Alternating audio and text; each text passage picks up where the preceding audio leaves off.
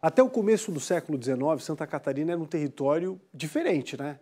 Naquela época, só existia a cidade de Desterro e 3 vilas, Laguna, Lages e São Francisco, a nossa São Chico. Com uma única estrada de cargueiros, né, que ligava São José a Lages, aqui na Serra, né? Interessante observar isso.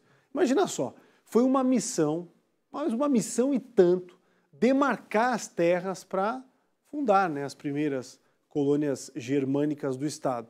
É o que a gente vai entender na segunda reportagem da série Bicentenário da Imigração Alemã. Tá bonito de se ver.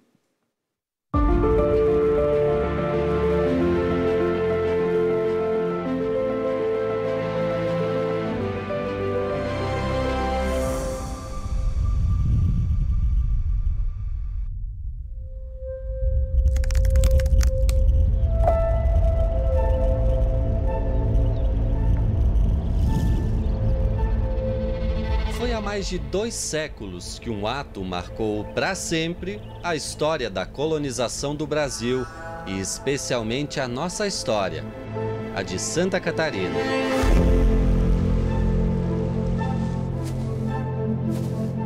Em 1791, o capitão Arzão, sobre ordens do governo da província, desbravou este morro estratégico da Serra Catarinense.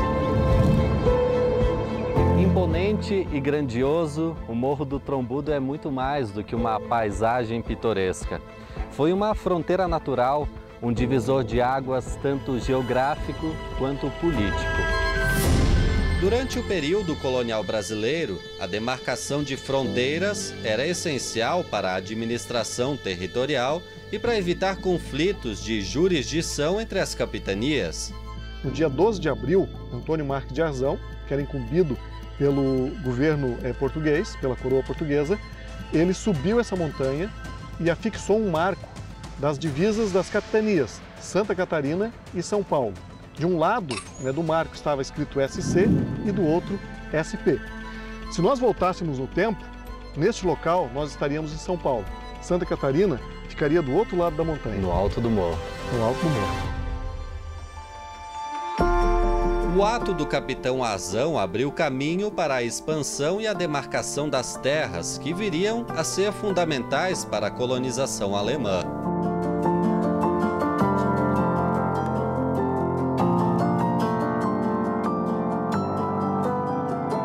Quando a gente fala em província de Santa Catarina, até 1820 nem incluía Lages.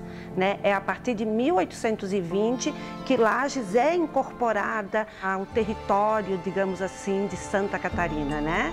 E a partir disso é empurrar a fronteira cada vez mais além do sertão conhecido.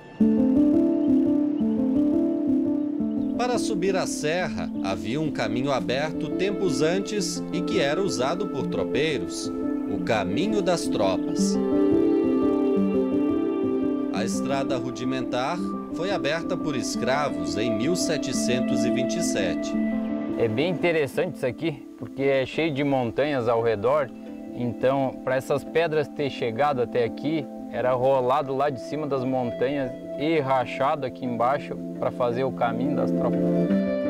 Esse caminho não apenas facilitou o trânsito de mercadorias, mas também preparou o terreno para as futuras colônias. Era por esse caminho de pedras, algumas delas pesando até 1 tonelada, que o gado era transportado do sul do Brasil até São Paulo. Uma região que vivia frequentes disputas territoriais com outros países. Ocupar essa região de mata era uma questão de segurança para a coroa. Esse espaço tinha que ser dominado, era necessário o rei expandir os seus domínios.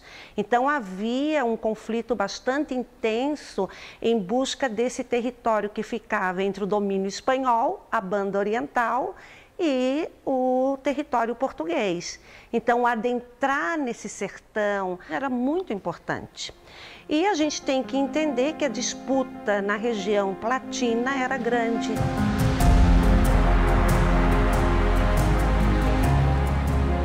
Santa Catarina ocupa pouco mais de 1% do território nacional. mas tem uma produção agrícola diversificada e de destaque. São mais de 370 mil propriedades rurais. A grande maioria são pequenas e médias. E esse formato de sucesso foi pensado lá atrás, ainda na colonização.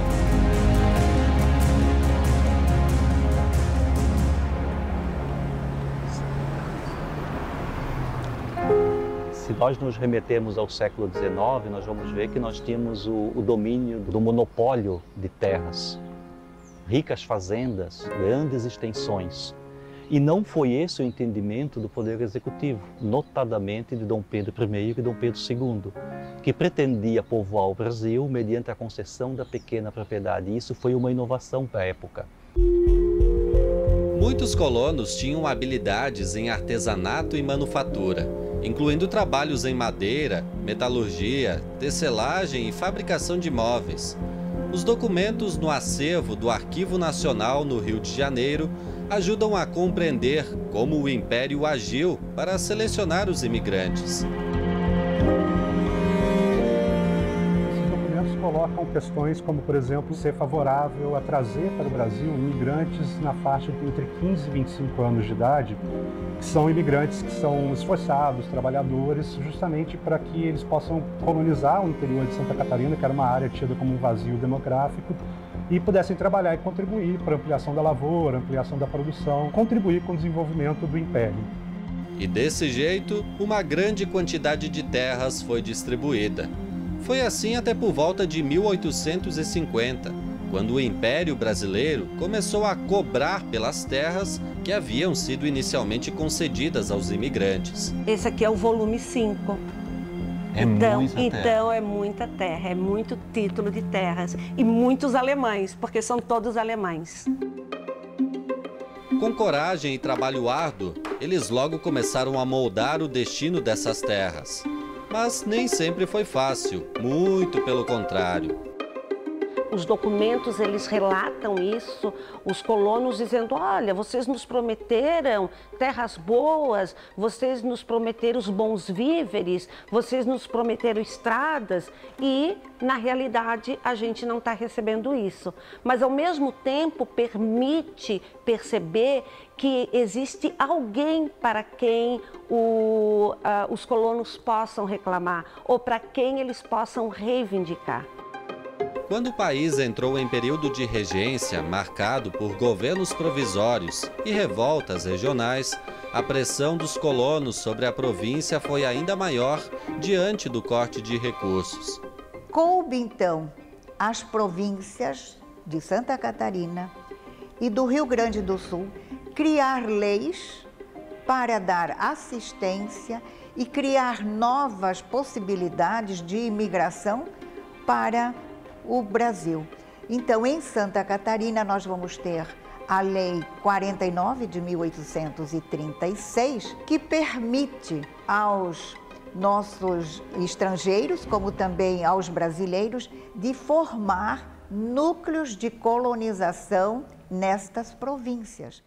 A lei de colonização não só isentou os colonos de impostos por 10 anos, como estabeleceu requisitos fundamentais para as novas comunidades. Era obrigatória a construção de uma igreja e de uma escola de primeiras letras. Geralmente uma ficava do lado da outra. Essa medida não apenas facilitou a integração dos imigrantes ao tecido social brasileiro, mas também garantiu que a língua e a alfabetização fossem prioritárias para o progresso local.